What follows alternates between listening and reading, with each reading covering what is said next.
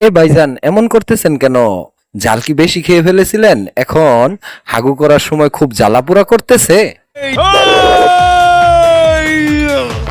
কুল কুল কুল। বন্ধুরা, আজকের আওলা জাওলায় আপনাকে স্বাগতম। আজকের আওলা জাওলায় এই ভাইজানকে নিয়েই আলোচনা করব, সমালোচনা করব। এই ভাইজান যে মুভিতে অভিনয় করেছিল, মুভির নাম হলো, মুভির নামের কারুকার্যটা দেখছেন? এখানে পিস্তল দিয়ে ওনারা কিভাবে কি করেছে, আরে কতই না সুন্দর লাগলো জিনিসটা। মুভির নামের এত সুন্দর কারুকার্য দেখাইয়া কত অসুন্দর অভিনয় করেছে এই ভাইজান। আজকের আওলা ঝাউলায় তাই তুলে ধরবো। তো বন্ধুরা, চলেন শুরু করি আজকের আওলা ঝাউলা।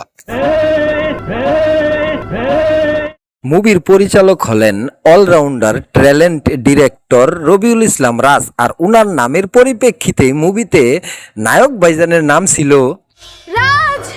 রাজ রাজ মেরে করব ভাজ, করতে পারবি না কাজ, নাম আমার রাজ। মুভিতে ভিলেন চরিত্রে অভিনয় করেছে এই প্রাণীটা। আর এই প্রাণীর অভিনয় ছিল অতি জঘন্য। আর অভিনয় তো ছাড়েন, এই পোস্টার দিকে খেয়াল করেন, ওনার পেট গেছে সামনের দিকে, ওনার দোকান গেছে পিছনের দিকে, বাঁকা কয়টা দিয়েছে ওনার বডিটা। এইটা দেখে আমি পুরাই মনে করেন যে টাসকি খেয়ে গেছিলাম। वाह क्या सीन है।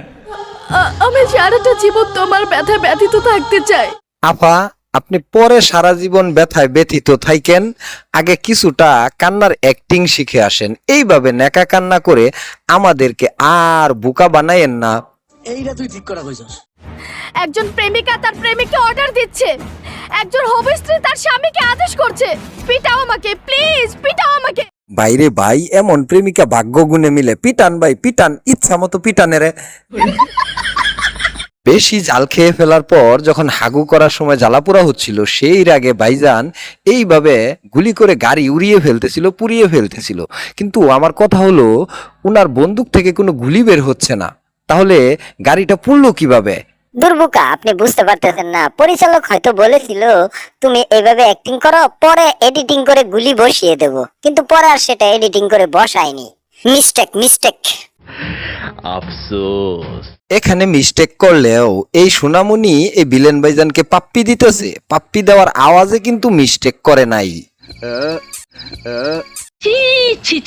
এই দৃশ্য দেখে আমি 3 রাত ঘুমাতে পারি নাই। যেমন মনে করেন, নায়ক ভাইজান অসুস্থ, উনাকে স্যালাইন দেওয়া হয়েছে। ভিলেন ভাইজান তাকে মারতে আসছে, তাই নায়িকা আপায় স্যালাইন এক হাত দিয়ে ধরে, নায়ক ভাইজানকে এক হাত দিয়ে ধরে এভাবে হেঁটে হেঁটে আসতেছে। কিন্তু ভিলেন ভাইজান এসে এইভাবে একটা লাথি মারে।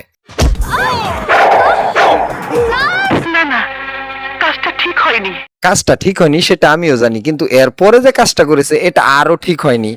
মনে করেন, নায়ক ভাইজান এইভাবে পড়ে গেল। নায়ক ভাইজান পড়ে যাওয়ার পর উনি নিঃশ্বাস কাটতে পারতেছে না, তাই নায়িকা আপায় গিয়ে তাকে কৃত্রিম শ্বাস দেয়। শ্বাস দেওয়ার পর সে আবার নিঃশ্বাস কাটতে পারে। আচ্ছা, উনার গায়ে তো ছিল স্যালাইন, স্যালাইন খুলে গেলে নিঃশ্বাস বন্ধ হয়ে যায়, এইটা তো আমার জানা নাই। আপনাদের কারো জানা আছে? জানা থাকলে আমার একটু কমেন্ট করে জানায়েন তো। আচ্ছা, হ্যাঁ হ্যাঁ, আমি বুঝতে পারতেছি আপনাদের মনে প্রশ্ন জাগছে, ওই নায়িকার এই নায়িকার মধ্যে এরকম চেহারায় পার্থক্য কেন? আরে মুভির মাঝখানে প্লাস্টিক সার্জারি হয়ে নায়িকার চেহারা চেঞ্জ হয়ে যায়। ও আচ্ছা। আল্লাহ, কোন পরীক্ষায় ফেললে আমাকে? আমার হাগু করতে কষ্ট হয়, এখন সুস্থ হয়ে যদি সুমনা আমাকে চিনতে না পারে। এই মুভিতে হট হট ডায়লগ ছিল, আরে সরি, হিট হিট ডায়লগ ছিল। আসামি ধরি সাই সাই, পদবি আমারে সাই। এই মুভিতে রোমান্স ছিল, যদি বাসো ভালো, কষ্টের গান ছিল, এই পৃথিবী ভেঙে ফেলবো আমি। ড্রামা ছিল, কোন সমাজ, কোন সংসার।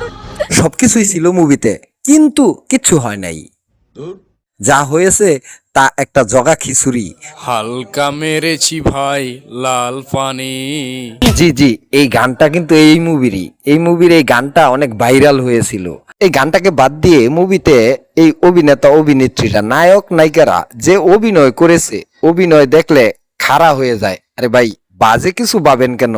গায়ের লোম খাড়া হয়ে যায় রাগে। না, যাই হোক বন্ধুরা, আপনারা কেউ রাগ করে কোনো কিছু করে ফেলেন না। রাগ করে আমার সাবস্ক্রাইব বাটনে একটা টুকা মারেন, আর পাশে থাকা বেল বাটনটাও অন করে দেন পরবর্তী ভিডিওর নোটিফিকেশন পাওয়ার জন্য। No thanks.